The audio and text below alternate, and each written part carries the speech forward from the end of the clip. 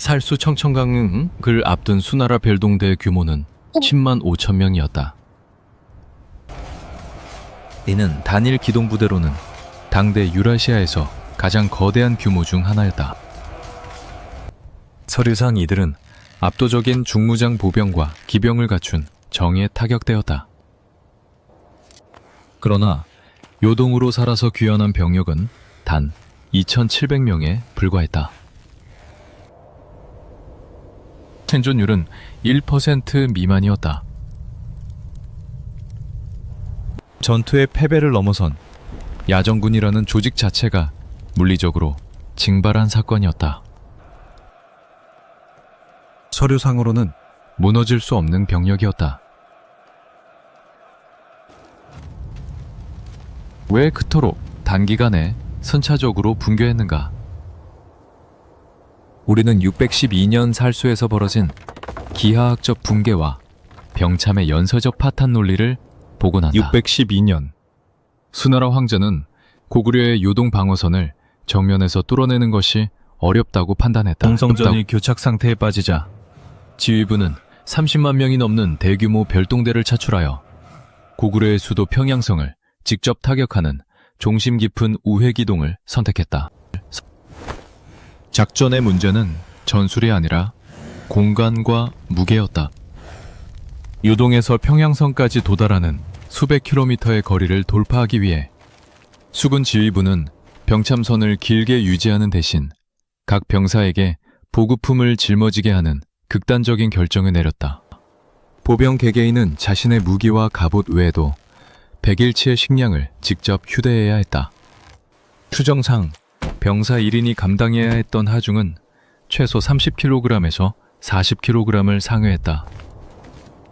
군대의 기동 속도는 가장 무거운 짐을 진 자의 걸음에 맞춰진다. 이 시점부터 시간은 더 이상 공격 측의 편이 아니었다. 인간의 육체적 한계를 초과한 행군 하중은 규율보다 강했다. 하중을 견디지 못한 병사들은 진군 속도를 맞추기 위해 야영지에 막살을 칠 때마다 그 아래에 식량을 남몰래 파묻고 기동하기 시작했다. 이는 단순한 군기 문란이 아니라 행군을 지속하기 위한 병사들의 본능적인 하중 감소 행동이었다. 결과적으로 부대가 압록강을 도하하기도 전에 별동대의 작전 지속 가능 시간은 급격히 단축되었다. 보급선이 단절된 상태에서 칼로리의 고갈은 곧 무기를 휘두를 동력의 상실을 의미했다. 고구려 총사령관은 이 물리적 한계를 정확히 꿰뚫고 있었다. 고구려군은 수군의 진격로를 따라 식량과 우물을 모두 파괴하고 백성을 상안으로 이동시키는 엄격한 청야 전술을 전개했다. 선두가 평양성 인근 약 12km 지점에 도달했을 때 수군의 칼로 소모량은 이미 회복 불가능한 한계점을 넘어선 상태였다. Le commandement de l'armée Sui, campé à la périphérie de Pyongyang, fut confronté à une grave contradiction. Bien qu'ayant atteint la capitale ennemie, il n'avait ni l'équipement de siège pour percer les murs, ni les vivres pour maintenir un siège prolongé. C'est à ce moment précis que le commandant en chef de Goguryeo se présenta seul au camp Sui pour offrir une fausse reddition. Ce n'était pas un simple geste diplomatique.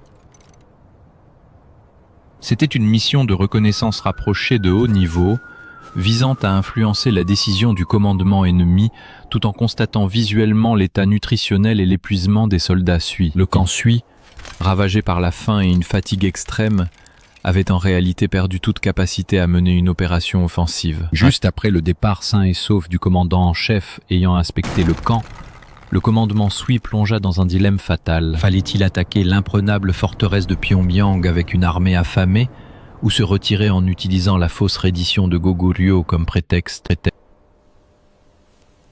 Un siège était physiquement presque impossible.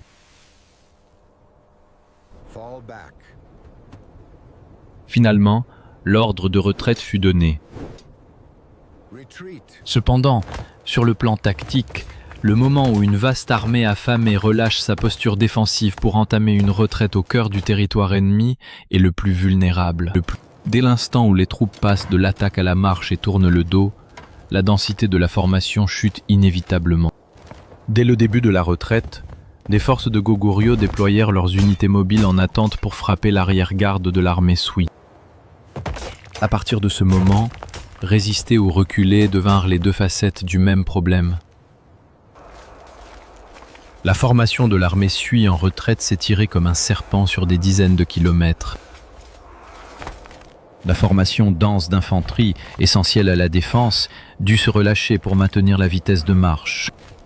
La cavalerie et l'infanterie légère de Goguryeo s'infiltraient sans cesse dans les brèches de cette colonne étirée, menant des attaques de guérilla. Lorsque cette armée de 300 000 hommes en marche était frappée sur les flancs et à l'arrière, la colonne devait immédiatement s'arrêter et lever lance et bouclier pour reformer une ligne défensive. Le processus de retour à la colonne de marche, après avoir repoussé l'attaque, épuisait à l'extrême l'endurance des soldats et le précieux temps de clarté.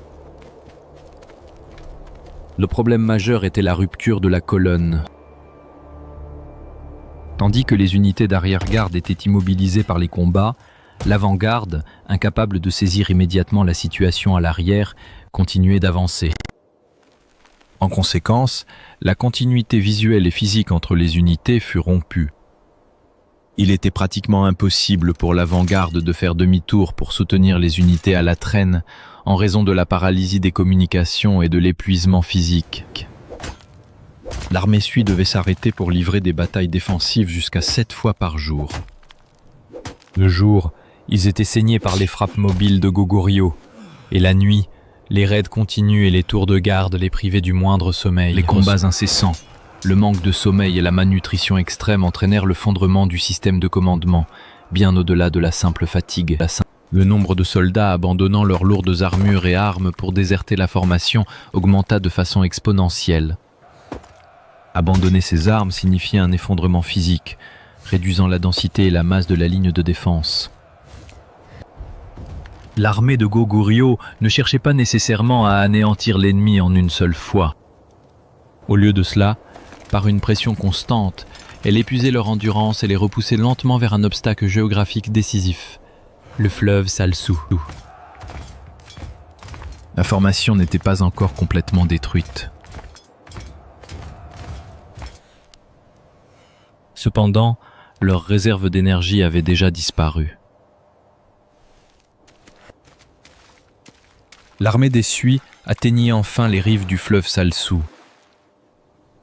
Une opération de franchissement de fleuve est le point de rupture physique où la cohésion tactique d'une armée massive devient la plus fragile. La force de 300 000 hommes fut inévitablement divisée, l'avant-garde ayant traversé, le centre embourbé dans le fleuve et l'arrière-garde attendant sur la rive. Les troupes se concentrant pour trouver des gués peu profonds, l'espace sur la berge fut extrêmement compressé et la formation défensive perdit toute sa structure. Lorsque la moitié des forces Sui eut traversé le fleuve, l'armée principale de Goguryeo porta un coup décisif par l'arrière. Dès le début de l'offensive massive de cavalerie à l'arrière-garde Sui attendant de traverser ne put absorber le choc et se fondra.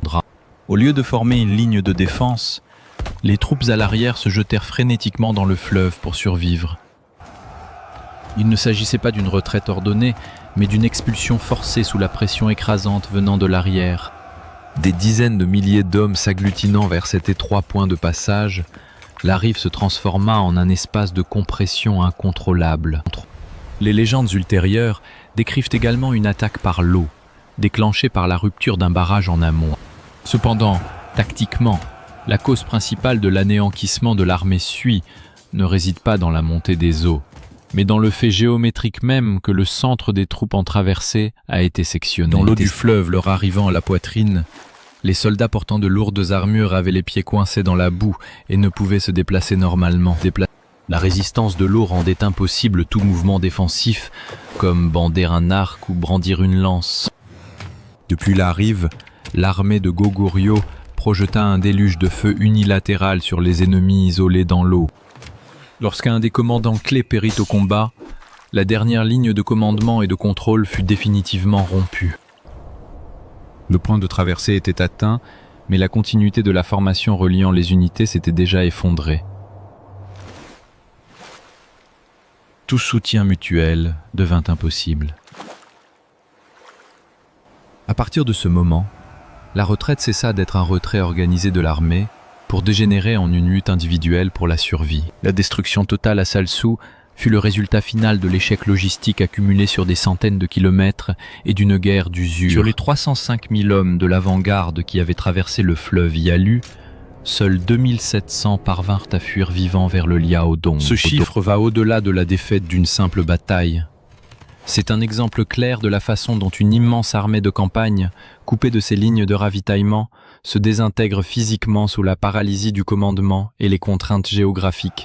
L'échec de cette opération a mis fin à l'ensemble de l'expédition de la dynastie Sui contre Goguryeo en 612. Avec l'anéantissement de l'avant-garde, le corps principal resté au Liaodong a également perdu son objectif stratégique et a été contraint de battre en retraite. La défaite à Salsou a mis à nu les faiblesses fatales causées par une frappe en profondeur excessive et la rupture des lignes de ravitaillement. La perte de cette force colossale dans le nord de la péninsule coréenne a poussé le mécontentement politique et les rébellions internes de la dynastie Sui à un point critique, accélérant ainsi la logique de fondement de l'empire Sui. Si vous souhaitez continuer à voir nos analyses d'opérations et reconstitutions de champs de bataille, abonnez-vous à la chaîne et laissez un j'aime.